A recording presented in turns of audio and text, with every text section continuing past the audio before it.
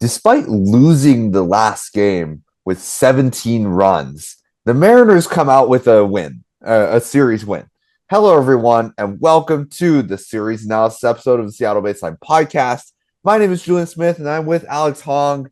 Well, Alex, I want to say first and foremost that when I came to State College, I came in with like a really happy thing, a good thing that happened to me because I realized I had this shirt without opening the package for like 3 months in Pennsylvania in storage. And so now I'm wearing it. I've got the Mariners ALCS shirt. I hope this happens again. I hope these new versions of the Mariners ALCS shirts go on sale in October. But right now, I mean, if we're just going by the little wins, the Mariners won the series, so that's a very hefty little win for the Seattle Mariners, and I'm excited because I think this is the after losing the Brewers series, the Cubs series was really we needed to come in and show them that we are a playoff team that we can hang with these guys, and we did against the Cubs lineup. Even the last game when we lost by 17 runs, the offense took out Shota Imanaga in the third inning. And I think that's where I can see the offense is really building. A lot of things that aren't building, like the defense, the pitching woes are still continuing. There's a lot of things the Mariners need to improve. But when it comes to the offense, I think the Mariners have a lot of momentum coming out of this series. Wait, how long have you had that shirt for? Because I don't know, I guess you just never wore it when you got it. That's kind of crazy to me. Yeah. So I got this shirt. I got the Seahawks winning the Super Bowl shirt. And Hmm. then this shirt was sent to me by my parents because they're over in Seattle, and so they sent this to me like almost right before the semester ended, and it came out of the move-in bin, and so I'm like, great, new shirt. Like it's a good looking shirt too. The Mariners really do a good job when it comes to making shirts, designing. The stadium looks nice. I think the food in T-Mobile Park. I don't know if it's underrated because I don't know how it's rated, but I think it's really good. I think the Mariners really do a good job giving you the value of your ticket and your shirt price. So I'm pretty thrilled. Yeah, especially because the ticket prices aren't too expensive. Like if you go to the Dodgers Stadium, for example, their tickets are really expensive. Um, I do agree with you on most of the stuff you said in the beginning statement as well. We took advantage of the Cubs part the team that wasn't very good, right? Like, obviously, to win a game like this, we had to score runs because we know the Cubs, their offense is good and their pitching is weaker. So we have to score runs in order to win this game. I mean, and we did for the most part. And the impressive thing to me is that, first game, we had that big second inning against their starter, right? And then they were coming back. The Cubs were scoring late, and then we ended up blowing the save opportunity as well. But then we ended up winning the game in extra innings, despite the Cubs having a lot more hits than us. And the second game, I thought we were gonna lose that game because it was the ninth inning, and then we were down 3 runs, and then, oh no, we were down 2 runs. 2 runs, and then Randy decides to be amazing. Like we don't win this series without Randy. Mm-hmm. It goes to show how good he's been this year. But man, that was insane, especially against their closer, who Jacob Webb has been really good this year. So that was really impressive to see. And I told you earlier in the season, I was like, wow, I have no confidence in this Mariners team to pull a comeback. Right? If we're down, I think the game is over. So it was really nice to see the Mariners have a good comeback win in that circumstance. Yeah. And Randy's a streaky hitter. he will be great and then he will suck for like one stretch. And then he'll be great again. And then he will blow two challenges in the first at bat. And you'll be like, okay, great. Thank you, Randy. I mean, you're really saving the season for us. But Randy Rosarena has objectively been the best and most consistent Mariners player, even though he's streaky. It's been pretty crazy. I mean, he's as as bad as his bad days are, his batting average is still 275 and his OPS continues to be 836. He has been a valuable asset for the Seattle Mariners this year when it comes to leadoff spot, when it comes to cleanup, when it comes everywhere. And you said it right. We don't win this series without Randy Arozarena. We really don't. I mean, Cade Anderson gave up a home run that Randy robbed. If he doesn't get that, we don't win the game. We we go into extra innings tied, even if Randy hits those two home runs, the one at the leadoff spot and then the one to that he hit after Leo Rivas' single in the ninth inning. All of that, Randy Arozarena really single-handedly gave us a lot of the value there. And I think it's worth noting because the offense is warming up, but a lot of that was Randy. And how much is the rest of the offense really going to show up? Because I don't see it from Julio Rodriguez. I don't see it. Well, I saw it from Cal Raleigh this series, but when it comes to Julio Rodriguez, I don't see it right now. He was okay to start the season. He's actually much improved in the start of the season, but when it comes to sliders and changeups low and away from righties and lefties, he his swing decisions haven't improved.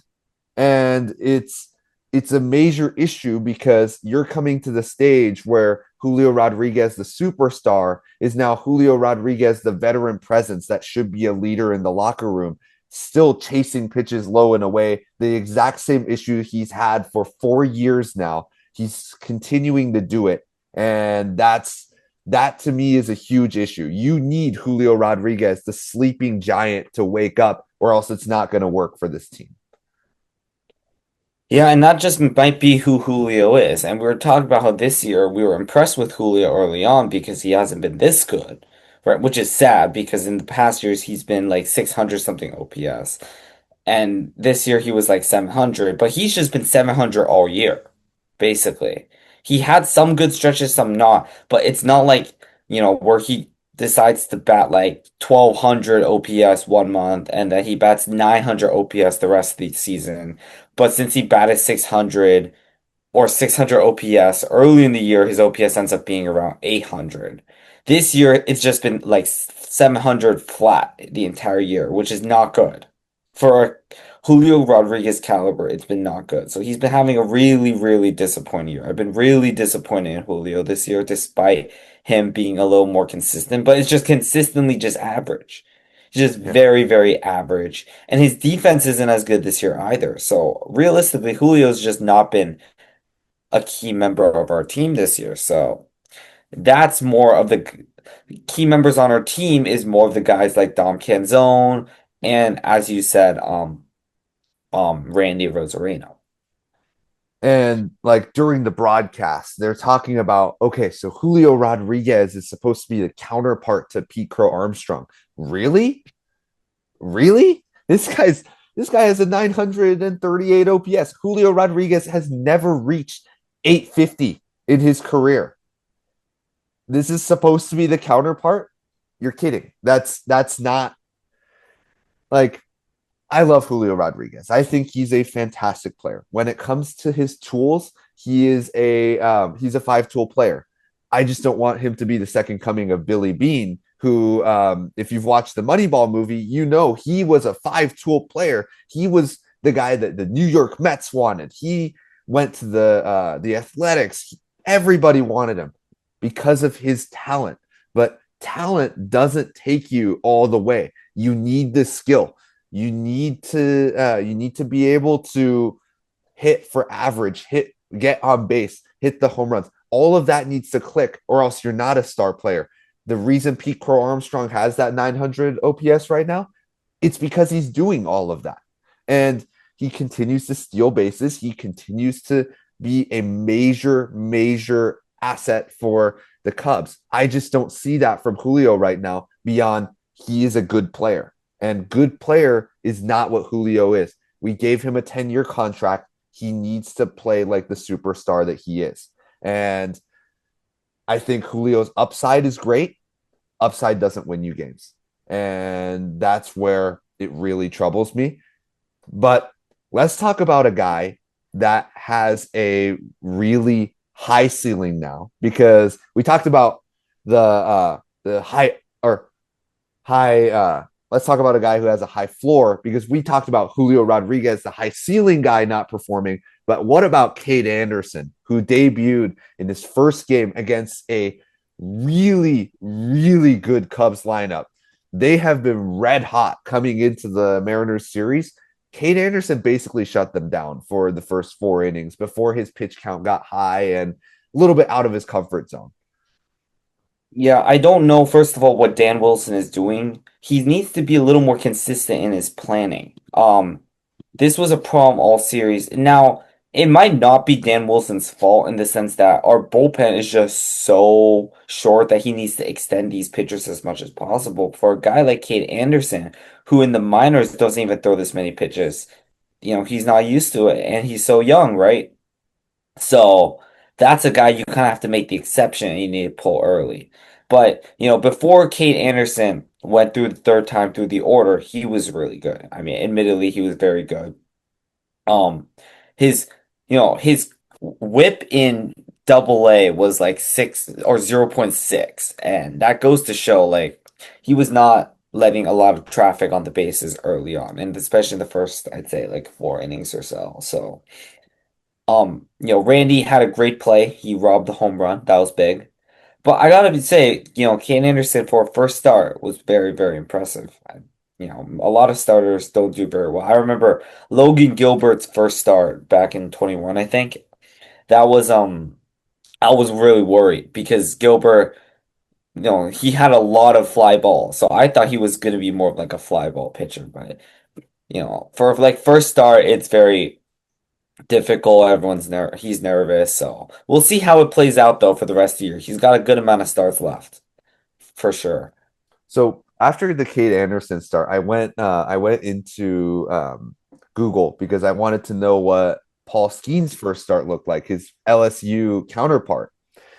It turns out Cade Anderson had a better first game than Paul Skeens did. Paul Skeens went 4 innings pitched, 3 hits, 3 runs, 2 walks, and 7 strikeouts, whereas Cade Anderson went 5 and 2/3, 3 earned runs.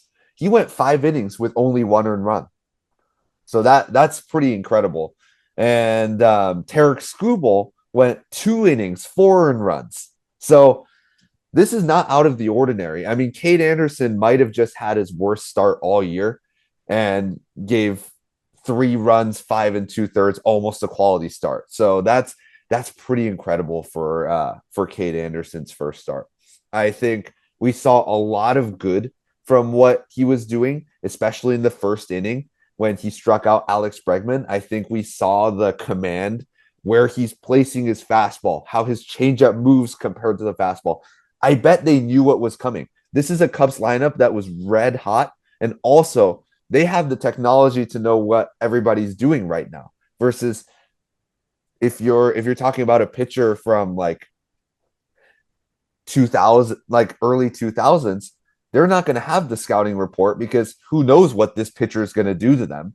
And now they do, because StatCast and all of this technology can give them every single pitch. This is how much it breaks. This is what he likes to throw, every single stat.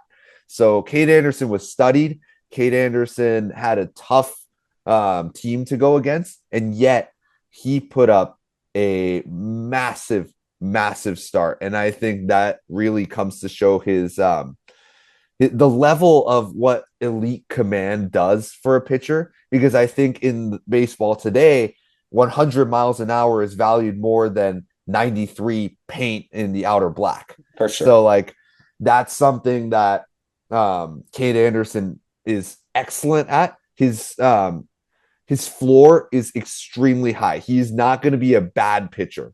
And when it comes to stamina, he needs to work on that a little bit. I think in the fifth inning, he definitely started throwing a little more in the middle of the plate. And that's when Alex Bregman hit it out. I think it was Michael Bush hit it out, the other home run. PCA's double got erased by a crazy double play. So he got lucky there that it wasn't 4 runs instead of 3. I think Cade Anderson got out of it a little bit there because of the pitch count. And that's something that I want him to work on if he can extend to 90 pitches. If in the next year he can start going 100 pitches, I want to see if Cade Anderson can improve that way because I think that's if he improves that, then he's dominant. Yeah, but that's not something that's going to happen for another year or two because Cade is very inexperienced in terms of major league level or in terms of MLB caliber, which is why we were going really easy on him. Like we didn't even let him pitch last year, and then this year we had him pitch on an innings count. So don't expect him to be pitching a lot of pitches this year. That's what I'm going to say for sure. Yeah, And another guy I want to quickly mention who was not very good is Bryce Miller. And he's been a guy who's been terrible for the last 8 starts. And he's been costing us games. Like every Bryce Miller start has recently basically been a game that we just, you don't even need to turn on the TV because it's not going to work out very well. yeah, Um, it's just been really bad. The last two Bryce Miller starts, we've gotten blown out. To say the least. Like, this is just bad. And too bad we can't do anything about it right now because it looks like Woo's injured and I'm not sure. Someone asked Dan Wilson about it actually. Like, what is happening with Bryce Miller? Like, is he still going to start despite his performance? And he's not sure because, we just don't know about the Woo situation. But Bryce Miller needs to not start for the rest of the year. I've seen enough to yeah, say. Like, this is not, we're not in a position where we can afford to lose every fifth game we play in a consistent basis. We're not in the ability that we're able to do that. yeah. I think that's right because when we talked about Brian Wu and his away starts, um, they were abysmal. They were really, really bad. And like you can tell if Brian Wu is going to pitch away, he's going to lose. And at home, he's basically automatic win. And so Brian Wu was losing one of every 10 starts. That was bad enough. Bryce Miller's losing one of every 5 starts. And that is really, you just mentioned it, it's costing us games. The last 2 games that he's played, the other team, even though it's not all against him, have scored 22 runs and 19 runs. That comes to show that whenever Bryce Miller's pitching, he either gets pulled too early or he gives the hitters too much that they know how to score for the rest of the game. That's not a good place to be. And despite the only 2 hits given up, one of them is a grand slam, and the reason for that is because he walked too many people. When you walk 7 players, that you're now showing them every single pitch of your arsenal. They know what's coming. Of course, they're going to hit a grand slam like that. Obviously, if you're in the dugout watching him pitch, you've watched 20 pitches already of him in that inning. You know how he's going to pitch you. You're going to hit a grand slam. That's why leadoff hitters try to take more pitches than to hit the first pitch for a single. This is because they want to show the rest of the hitters what pitch is coming. And Bryce Miller did that to himself. So I think yeah, Bryce Miller really needs to figure it out. And it's been a rough stretch. I want Dan Wilson to have clearer answers. He hasn't had that. That's the issue I have. Bullpen issues, fine. He's kind of a rookie manager still. All of the issues here and there, fine. But I need him to be clearer and tell the Mariners fans what's going on right now from his perspective, because right now he just looks like a puppet or a robot that's talking in That's just talking because he needs to talk about something. Yeah, because I understand trying to confuse other teams, but I think he's trying to confuse himself. Like, what were they doing with Brendan Donovan, who, by the way, got a concussion, so he'll be out for a bit. I mean, that's fine, I guess. Oh, is that At what least it's happened? yeah, Dude, I yeah. thought It was in Weston like the Wilson was with batting the cage or platoon. something. Yeah, he got Brendan Donovan got some kind of concussion. Oh man, that Yeah, so sucks. he's on like the 7-day concussion IL. At least that's not related to his other injury. But regardless, anyways, the situation earlier in the season where he's just so confused, like, oh, we put him on the 10-day IL, then he ends up not playing for 2 months. Like those type of situations where it looks like the Mariners are confusing themselves is the frustrating part. But I think we should move on to the Phillies. There isn't much to say other than this team's been very good recently. They've won 8 in a row. And it's mainly because of their dominant offense. And it's going to be similar to the Cubs series, except the Phillies have had a better pitching staff as well. So it's like a better upgraded version of the Cubs, I'd say. The Phillies have been a lot better in my opinion. And it's mostly led by, they got a strong top three. They have Schwarber, who was, if you remember last year, is really dominant, and he still leads the NL in home runs. You got Bryce Harper, long time, very great, definitely probably going to Hall of Fame later in his career. And the guy they recently got, who is from the Giants, Luis Arias. That's an amazing top three. I don't know about you. Yeah. What you think of that? But that sounds pretty good to me. Luis Arias is a really good addition to the Phillies because I think Trey Turner is starting to get into that old tier. Like he's the veteran presence, but he's not good anymore. Like he's not great anymore the same way that he was even last year. Last year he was better than he is this year, and getting a top of the order guy like Luis Arias, who's a good table setter, doesn't strike out. That's going to be huge for the Phillies. Alec Boehm has been playing like a monster in the last 7 games. I mean, 500, 516, 800 is a recipe for success on any given team. So Alec Boehm has played out of his mind.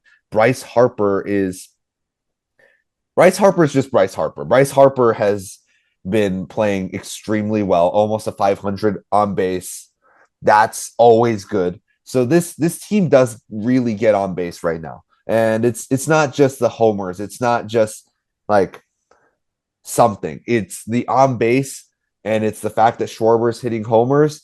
And then the one weakness that they have, it's the defense. So I think that's where the Mariners need to like really lock in. Where is Alec Boehm standing at third base? How do we get the ball more to the third base side than the first base side? Because Bryce Harper has a better chance at making the play than Alec Boehm does. And Alec Boehm has been historically bad at third base. So I think that's the place where the Mariners have a chance when it comes to this. They need to use the scouting report wisely because there's a huge difference between Luis Arias and Bryce Harper or Alec Boehm and Trey Turner on the other side of the infield. So always hit it to the third base side if you can, because I think that's the recipe for success here. Yeah, for sure, for sure. Uh, let's quickly talk about their pitching. First of all, actually, one thing I want to say is I just learned that Trey Turner is 33 years old. I feel like that guy's been playing in the MLB like forever. So that really shows how he came up so young. I cannot believe, like to me, Trey Turner is a guy who would probably I would think is like 37 or something. Like, but I can't believe he's that young. But their pitching. Uh, we're not against Christopher Sanchez, who's been amazing. He's been their ace this year. I'll have him in fantasy too. And he had that one stretch in June, I think, where he gave up like no runs or it was like ridiculous like month. But he's been rock solid. And their second best pitcher this year, Zach Wheeler, hasn't even been that good recently. I don't know what's been happening with him, but he had that really good start of the season too, and he's kind of fallen off. So Yeah. he's the guy that hopefully we can continue the bad momentum that he's been having and take advantage. Mhm. Jesus Luzardo has been good this year. Like, this is one of his better years he's been having. So those are two of the good pitchers we're going against. And then Aaron Nola has been actually rather bad, and we're also against him. So hopefully, I see a path to how we can win this series. And, we got Gilbert coming up against Zach Wheeler. I think that's a pretty good matchup for us. And if we could win the Nola game, we could win this series as well. So it'll be tough, though. This is a very good Phillies team. We talked about how the August schedule is tough. And not winning against those bad teams early in the year cost led to where we have to beat these really good teams, but I definitely see a path where that can happen. Yeah, and before we end today, I want to mention that JP Crawford's was it second cousin Justin Crawford plays for the Phillies, and he's probably going to be playing against us. So that's going to be pretty fun. I hope JP and Justin can get together and hang out for a bit. But yeah, what do you guys think of what's going on with the Mariners right now? Obviously, the Mariners are on kind of a hot streak. They have played like a series of great teams, and they're coming out on the top of it. So I'd love to know what you guys think. What do you think of the offense? How can the defense recover? And what should the Mariners do with Bryce Miller and George Kirby right now? Thank you, everyone, for tuning in. Check us out on Spotify, Apple Podcasts, and our beautiful faces on YouTube. Check out our Instagram. And as always, go Mariners. Go Mariners.